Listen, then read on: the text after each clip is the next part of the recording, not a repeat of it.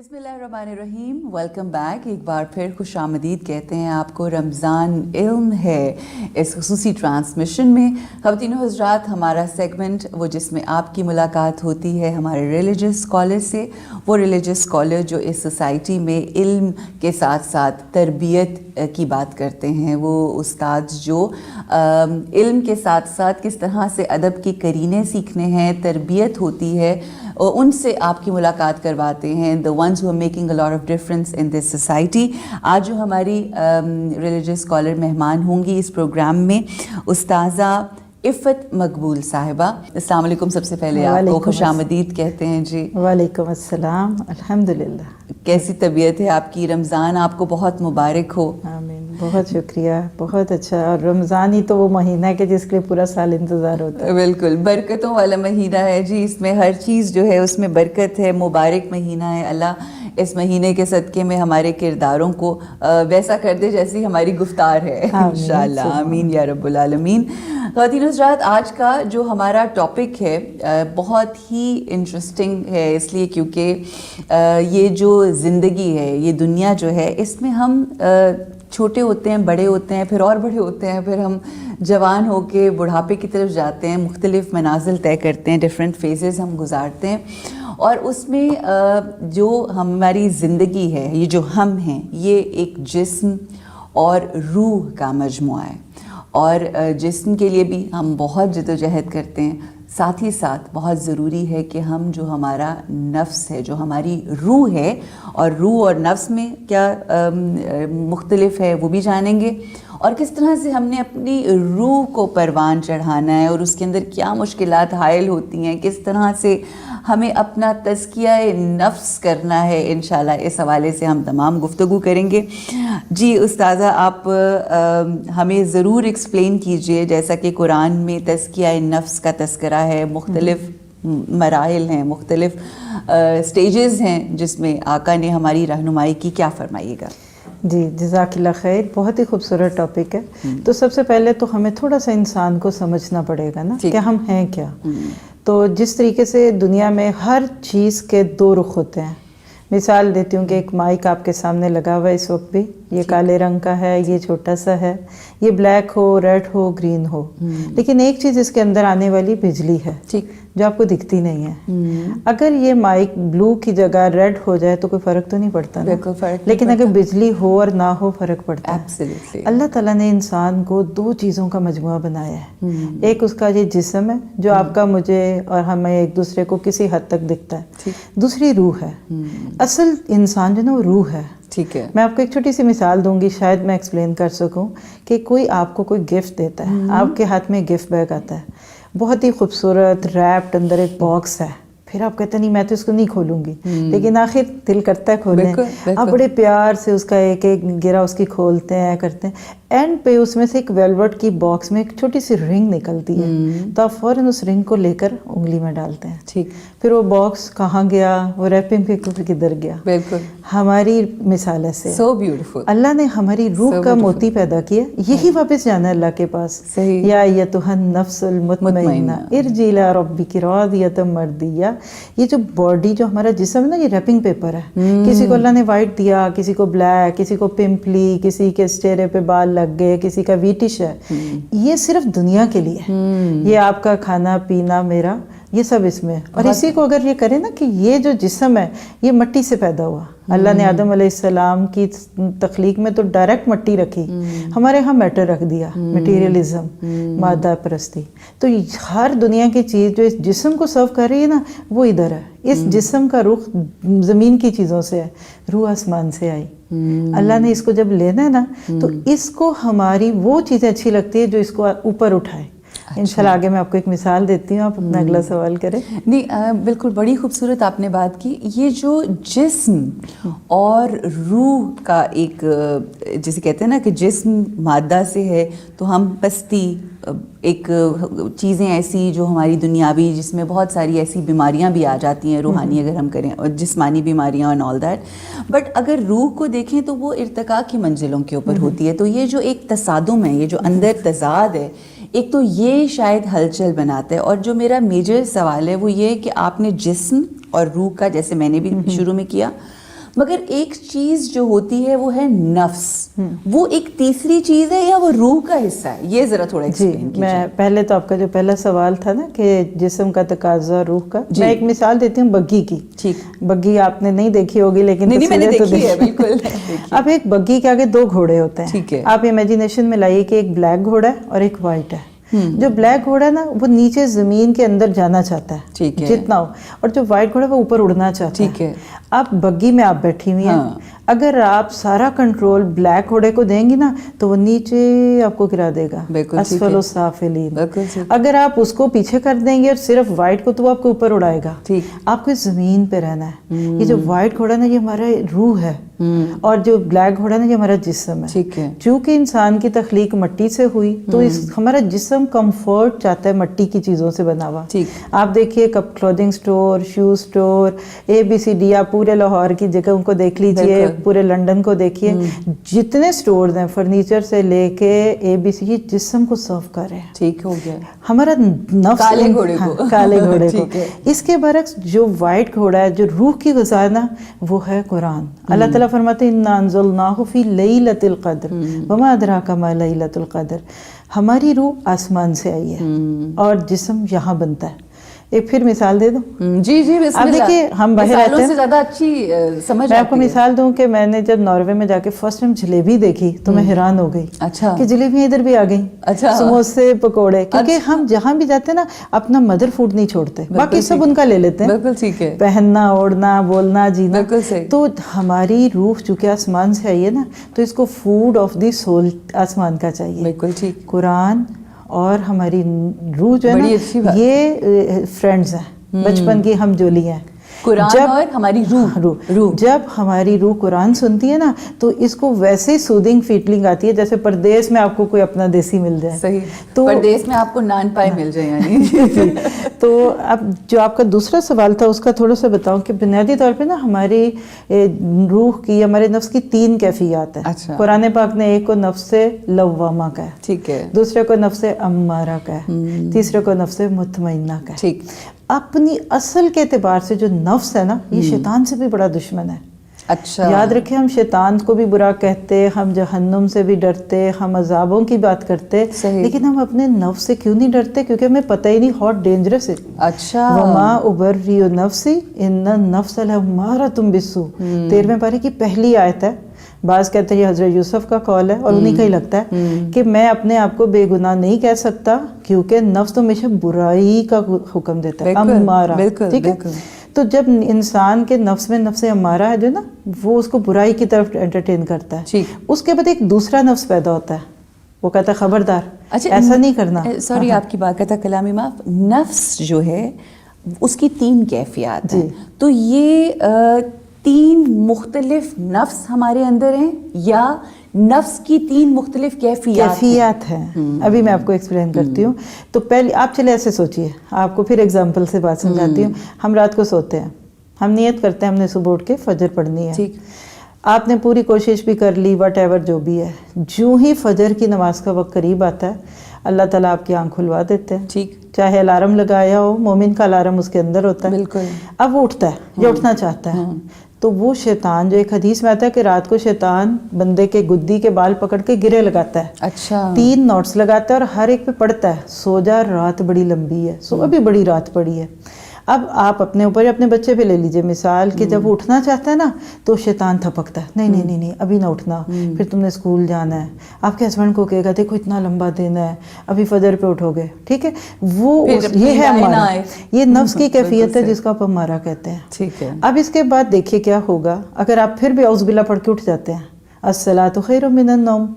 اب جو ہی آپ اٹھ کے وضو کرتے ہیں نا وہ شیطان, وہ آپ کا نفس جس کے کنٹرول میں تھا, وہ آپ سے تھوڑا سا مایوس ہو جاتا ہے, یہ تو میری بات نہیں سنے گا. آپ نے فجر بھی پڑھ لی, آپ نے اذکار بھی کر لیے, اب کیا ہوا کہ آپ کا سارا دن بہت اچھا گزرے گا. اب اگلی رات کو وہ پھر کوشش کرتا ہے, نفس امارہ جب آپ کو کرتا ہے, اگلے دن آپ کی آنکھ لگ گئی, جب آپ نہیں ذرا فلاں وضو کر لے. اور جس گھر میں یوکے کے گھروں میں ایک واش روم ہوتا ہے نا, کتنا خوش ہوتے ہیں, پہلے تم کرو پہلے تم کرو, میں تھوڑا سا اور سو لوں. تو جب آپ مثال سو گئے, اب کیا ہوا, آپ نے اپنا اسٹیئرنگ नफ्स को दे दिया। ठीक।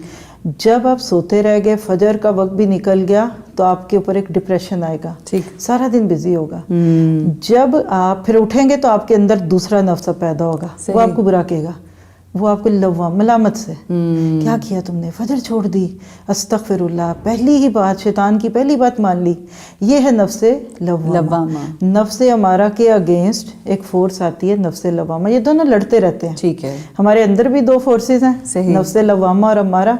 तो बाहर की दुनिया, एक तरफ दीन वाले, एक तरफ गुनाह की बातों की दावत करने वाले, वो दोनों भी लड़ते हैं। ठीक। अच्छा, अब क्या हुआ, पहले दिन भी आप उठ गए, दूसरे दिन भी उठ गए, 3-4 दिन जब उठते हैं ना, तो आपका नफ्स हमारा कहता है भाई जाओ, मैं तुमसे नहीं बोलता।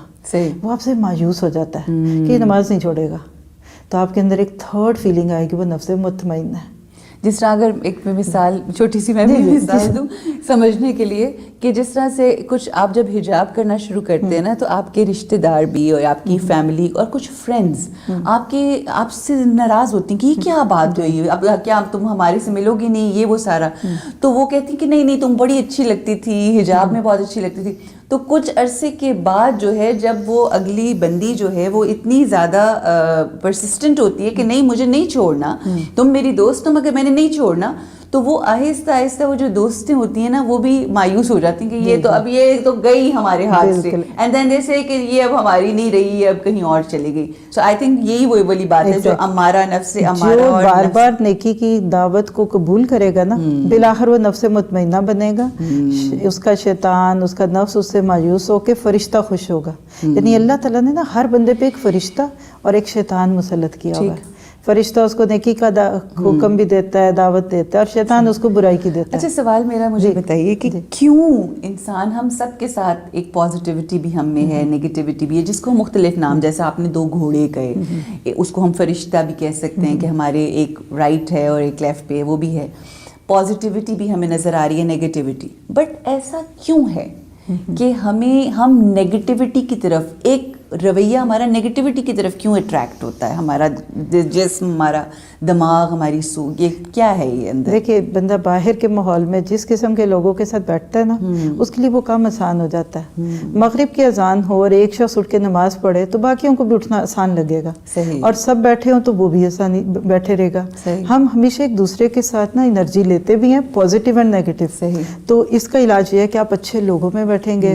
अल्लाह के नबी ने फरमाया कि दीन में अपने से ऊपर वालों को देखो, दुनिया में अपने से नीचे वालों को बैठो। दैट इज बेस्ट हदीस अबाउट तज़किया नफ्स। सही।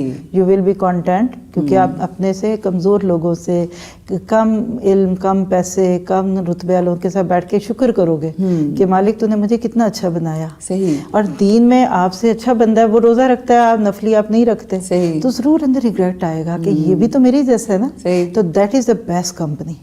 आप अपने बच्चों को भी अगर चाहते हैं कि बुरे माहौल से बचे, तो चेंज देयर कंपनी। तज़किया नफ्स क्या इंसान खुद करता है या कोई आपका तज़किया नफ्स करता है? जी, देखिए, बहुत ही अच्छा सवाल है आपका, माशाल्लाह।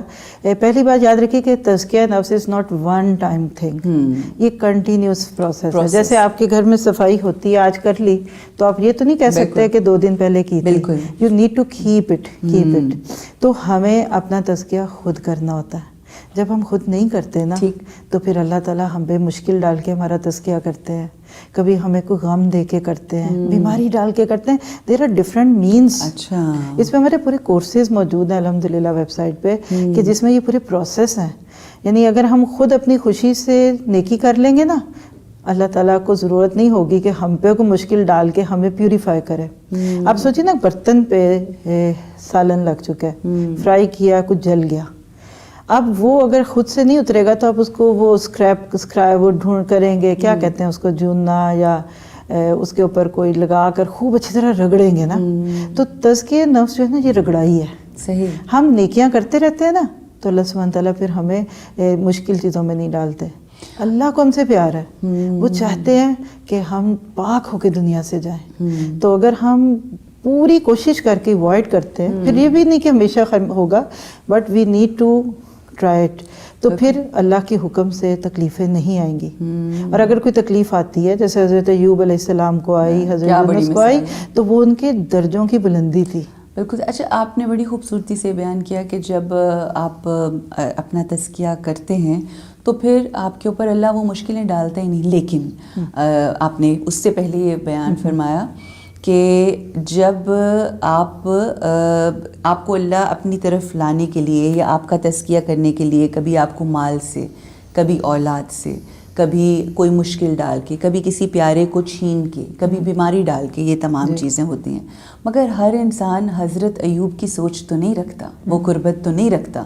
تو تزکیہ ہونے کی بجائے کئی دفعہ کمپلینس بھی ہم شروع کر دیتے ہیں. تو اس صورت میں کس طرح سے اپنے آپ کو ان کمپلینس سے بچایا؟ الحمدللہ اس میں نا ایک بہت ہی پیاری کتاب ہے, مشکلات سے کیسے نپٹے نا. تو اتنی موٹی کتاب ہے ظہیم, ہم نے پیرس میں پڑھی تھی کچھ سال پہلے. تو اس کے اندر سے کچھ چیزیں میں آپ کو بتا دیتی ہوں کہ جب بندہ حضرت ایوب جیسا صبر نہیں کر پاتا تو اللہ تعالیٰ کیا کرتے ہیں, ہر بندے کا اللہ کے ہاں ایک مقام ہے. حدیث میں آتا ہے کہ ایک بندے کو اللہ تعالیٰ اپنی محبت سے ہی کہہ دیتے ہیں فرشتوں جاؤ اس کا جنت کے اعلیٰ درجوں میں نام لکھ دو. اللہ تعالیٰ کر سکتے ہیں, ظاہر ہے وہ حاکم ہے, بٹ اللہ تعالیٰ کرتے نہیں ایسا. جب اس بندے کو آ کے دیکھا جاتا ہے اس کے اعمال اس قابل نہیں ہوتے کہ وہ 100 سٹار کی جنت میں پہنچے, تو اللہ تعالیٰ پھر کہتے ہیں کہ اب میں اس پہ مشکل ڈالوں گا اور اس مشکل میں اس کو صبر کی توفیق دے دوں گا. تو دنیا میں جو تکلیف آتی ہے نا یہ کفارہ ہے. وَمَا أَصَابَكُم مِّن مُّصِيبَةٍ إِلَّا بِمَا كَسَبَتْ أَيْدِيكُم. پہلی تو یہ بات ہے کہ جو تکلیف آتی ہے نا یہ ہمارا ہی کو گناہ ہوتا ہے. بالکل. تو اللہ تعالیٰ ہمیں دھونا چاہتے ہیں. لیکن دوسری صورت یہ ہے کہ جب کوئی تکلیف آپ کہتے ہیں نیک لوگوں پہ تکلیف کیوں آتی ہے, سوچتے ہیں نا لوگ. ہاں جی, آپ کیا کہنے لگے؟ میں یہ کہنا چاہ رہی تھی کہ وہ بات آپ کی ٹھیک ہے کہ کفارہ تو ہے, وہ آپ نے وہ بھی فرمایا کہ اس سے تزکیہ ہوتا ہے. بٹ ہمارے ہاں دیکھا یہ جاتا ہے کہ آپ ایک تو غلطی کر رہے ہیں اپنی زندگی میں, آپ نے غلطی کی, اللہ نے آپ کے اوپر مشکل, کیونکہ جو آپ کے اوپر مشکل آتی ہے وہ آپ ہی کی غلطیوں کی وجہ سے آتی ہے. ایک تو ہم غلطی کی, اوپر سے اللہ نے مزید اس کی وجہ سے کوئی مشکل دے دی, مگر ہمارا رویہ تزکیہ کی بجائے ہم تو بلیم دوسروں کو کر رہے ہوتے ہیں, اور بہت سارے کیسز میں ہم اللہ سے شکایتیں کر رہے ہوتے ہیں. غلطیاں بھی اپنی, پھر اس کے اوپر اگر اللہ نے یہ ہمیں موقع دیا کہ کوئی مشکل ڈال کے ہم تزکیہ کریں, بٹ ہم تو نفس امارہ کے غلام ہیں نا, تو اس صورت میں کیسے اس بات کو سمجھا جائے؟ جی بہت ہی پیارا آپ کا سوال ہے. اس کا جواب اس طرح کر لیتے ہیں. کچھ لوگ کہتے ہیں کہ کیسے پتہ چلے کہ یہ تکلیف ہماری آزمائش ہے یا ہمارے گناہوں کا کفارہ ہے. کچھ لوگ پوچھتے ہیں نا. بالکل. اگر کسی بھی تکلیف کے بعد آپ اللہ کے قریب ہو جائیں, اس کا قرب آئے, شکر آئے, صبر آئے, تو سمجھے کہ یہ آپ کا ایک امتحان تھا اور آپ نے اس کو پاس کر لیا. لیکن اس کے اپوزٹ جو بات آپ نے کہی, تکلیف بھی آئی, کمپلینز ہیں, نہ شکری ہے, نہ بے صبری ہے, تو سمجھیں کہ آپ کا کوئی گناہ تھا اور آپ اس میں فیل ہو گئے. بالکل. تو بس یہ ریزلٹس دیکھیے کہ اس تکلیف کے بعد آپ اللہ سے قریب ہوئے ہیں کہ دور ہوئے ہیں. بالکل ٹھیک. نفس ایک آواز ہے جس کو ہم شیطان کی آواز بھی کہہ سکتے ہیں, اپنے اندر کی آواز بھی کہہ سکتے ہیں. نفس جو ہے ہمیں اکساتا ہے, ٹھیک ہے, کہ تم جسمانی چیزوں کا خیال رکھو, اپنے جسم کی جو ڈیمانڈز ہیں اس کو, چاہے وہ مطلب جسمانی کھانے پینے کی خواہش ہو, چاہے وہ ویسے کوئی آپ کے جو لیجرز یا پلیجرز ہیں وہ ہوں, اور ایک آواز آپ کی روح کی ہے. جب ہم وہ آواز سنتے ہیں جس سے ہماری روح کو تسکین ملتی ہے, تو اس کی وجہ سے ہم بلندی اور ارتقاء کی منزلوں پہ روحانی طور پہ اوپر ہوتے ہیں. اور جب ہم جسم کو سنتے ہیں تو اصل مسئلہ نفس کا ہی ہے نا. نفس ہی تو وہ آواز ہے جو ہمیں صحیح اور غلط راستے کے اوپر لے کر جاتا ہے. تھوڑی سی میں اس میں اصلاح کی خاطر بات کرتی ہوں. دیکھیے کھانا پینا پہننا اوڑھنا یہ شیطانی آواز نہیں ہے, نہ یہ نفس کی ہے. فرق اس بات کا کہ کھا کیا رہے ہو, حلال ہے کہ حرام, دوسرے کا تو نہیں کھا رہے, زیادہ تو نہیں کھا رہے, اس کو مقصد حیات تو نہیں بنا. دیکھیں اب میں ہمیشہ دین کی یا قرآن حکیم کی جب بات کرتی ہوں نا, تو ہمارا رویہ ایسا ہے کہ ہمارے یہاں پر نا میں چاہتی ہوں I want to lose weight, ایک دنیاوی چیز ہے, ٹھیک ہے, اور اس کا آپ کی روحانی اسٹرینتھ سے بہت امپورٹنٹ اس کا kردار ہے کہ ایک آپ کے بیڈ سائڈ ٹیبل کے اوپر 10 ڈائٹ چارٹس پڑے ہوئے ہیں, ٹھیک ہے جی, اور آپ چاہتے بھی ہیں کہ آپ لوز ویٹ کریں, بٹ آپ ان ڈائٹ چارٹس کو رکھے تو جا رہے ہیں بالکل اس طرح سے جس طرح سے ہم نے قرآن حکیم کو رکھا تو ہوا ہے. ہم چاہتے تو ہیں کہ ہم اللہ کے راستے پر چلیں, مگر جب تک اس کو کھول کے, اب اللہ کی کتاب اور ڈائٹ چارٹ کو کھول کے جب تک اس پہ عمل نہیں کریں گے تو ہماری منزلیں کیسے طے ہوں گی. یہ میرا مقصد کہنے کا ہے. جی بالکل آپ صحیح کہہ رہے ہیں, اور اس کا تعلق ہمارے لاسٹ سیشن سے ہے جو ہمارا ایک سیشن ہوا تھا نا اقرا بسمکا پہ, کہ اصل مسئلہ بھی یہی ہے. آج ہم نے دین برائے دین, نماز برائے نماز, روزہ برائے روزہ رکھا, بٹ اس کی اسپرٹ کو نہیں پاتے. مثلا جیسے آپ دیکھیے کہ نماز جو ہے اس کی اسپرٹ عاجزی ہے, اور اسی طرح روزہ ہے اس میں صبر ہے. تو ہمارا کرنے کا کام یہ ہونا چاہیے کہ جو بھی کام کریں نا اس کو اس کی اسپرچولیٹی کے ساتھ کریں. جب آپ اللہ کے آگے کھڑے ہو جائیں تو بالکل فیل کریں کہ میں ڈے آف ججمنٹ میں اللہ کے سامنے کھڑا ہوں. رکوع میں جائیں تو آپ کی عقل بھی جھکے, آپ کا سر بھی جھکے. سجدے میں جائیں تو آپ کو اللہ کے سوا کوئی نہ دکھے. آپ ایک نماز ایسی پڑھ لیں تو آپ دیکھیں گے آپ کا نفس دبے گا اور آپ کا اور نیکی کرنے کو دل کرے گا. تو وہ جیسے ایک ہوتا ہے نا آپ کی ہیلتھ جو آپ اندر سے آتی ہے, آپ اچھا کھانا کھاتے ہیں, آپ کی ڈائٹ پلان بہت اچھا ہے, لیکن ایک اوپر سے کوئی کلر لگا لیا, میک اپ کر لیا, منہ دھوئیں گے تو پھر ویسے کے ویسے. ہمیں اندر کی غذا کے لیے دین کو وہی اقرا بسم ربک کو جوڑنا پڑے گا.